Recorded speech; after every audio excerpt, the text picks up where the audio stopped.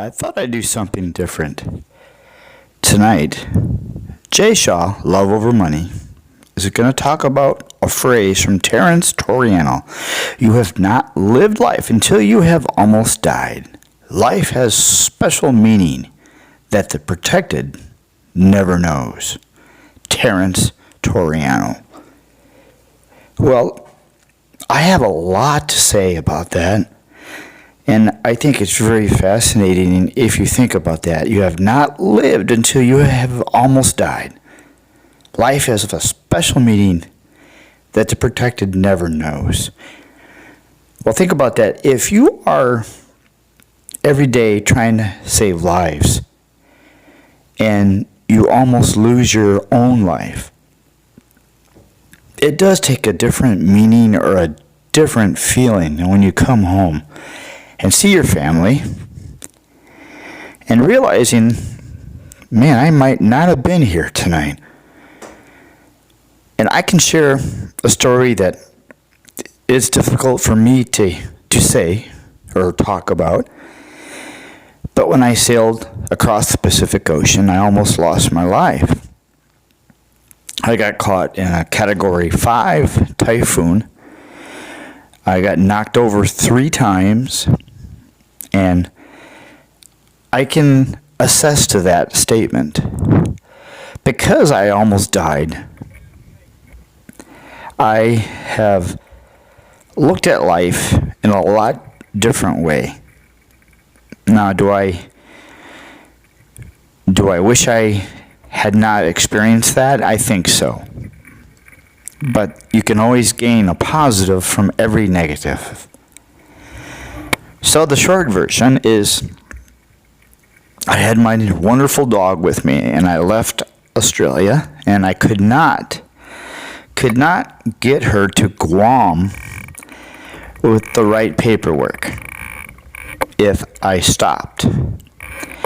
And there were cyclones and typhoons. I wanted to stay in Australia until the bad weather left, but I couldn't do that because of visas and whatnot. So I decided I'm going to take my best friend and we're going to go sailing because I'm not going to leave him. I'm not going to leave her there. So we took off, and I got near Kosarai. It's a long story if you look at a chart, but I got caught between 2 storms.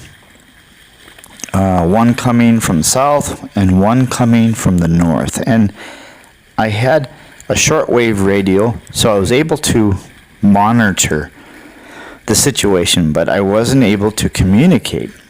I did have an EPIRB, which is a device that sends emergency signal to people like Terence Toriano, Coast Guard, or the rescue agencies.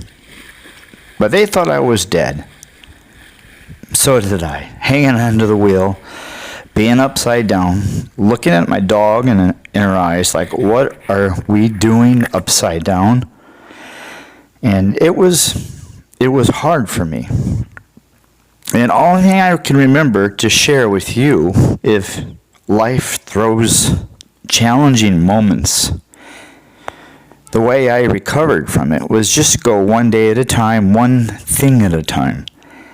Because I was starting to panic, and I realized if I panicked too much, my dog would get scared. And she wasn't scared. She was looking to me. Her eyes were looking to me to take care of her. That kept me together. And then also taught me about all the years that I've learned and worked with other people on boats and ships, and that no matter what happens or personalities that may arise, you need to learn to work with each other because your life relies on that. At sea or on a mission or whatever it may be, a tactical maneuver like maybe Terrence does or is trained to do, there's no room for arguing. The person in charge is the one who makes the decisions. And I've learned that by working with a crew of people on different types of boats. I feel bad now because that part of my life is gone because of my injuries, but I can still learn. But I tell you, when I was upside down, the mast was underwater, and the best thing I could feel was a warm water. And I figured, okay, if this is going to be the end, it's going to be warm. I'm not going to be cold. I remember thinking about the Titanic and how cold that must have been. So I felt very lucky. Long story short, I did make it. Empty car carrier picked me up. I made them take my dog, Melody, first. And they did.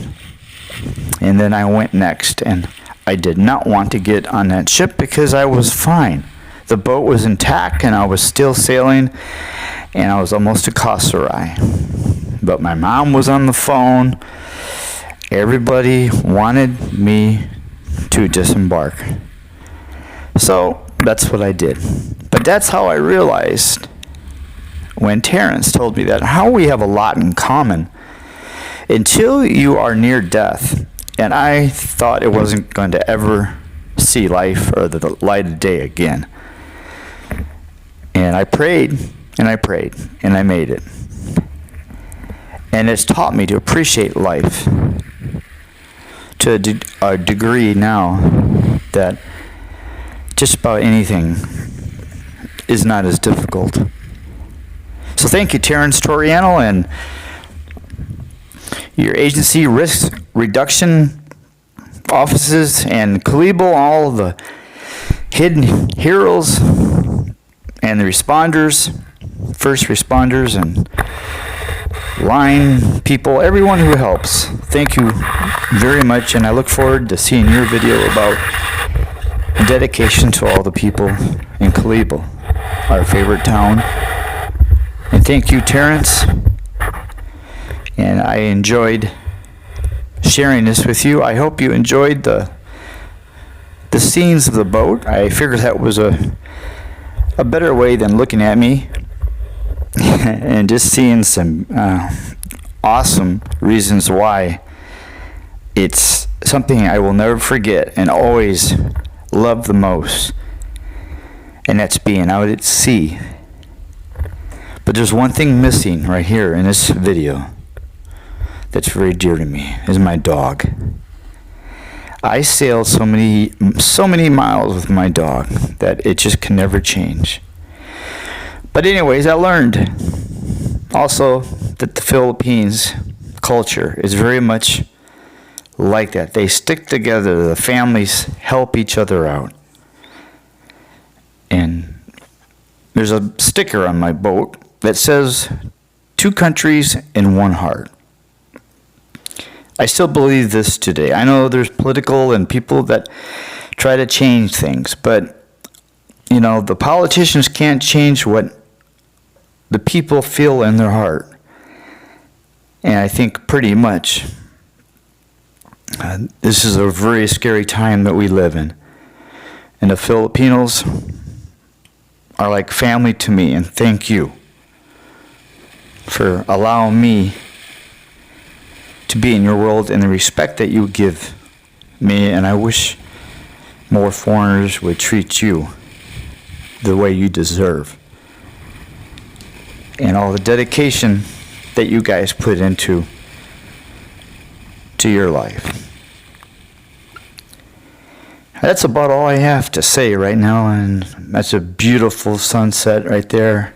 Beautiful time sailing. There's nothing like being out in the ocean by yourself, hearing the dolphins, hearing the whales. I mean, they're not afraid of you because they hear no motor, and they're not threatened, and they're not in captivity. So they know that you're not a fishing boat.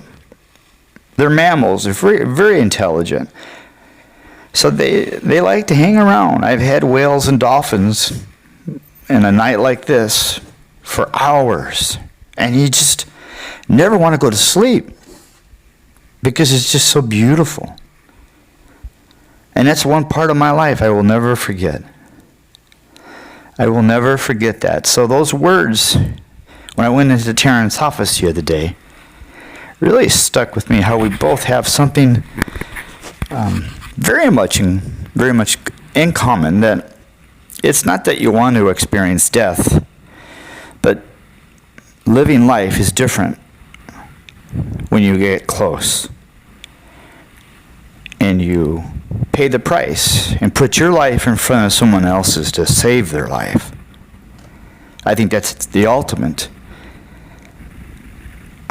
thing a human being could do for another, is to save a life.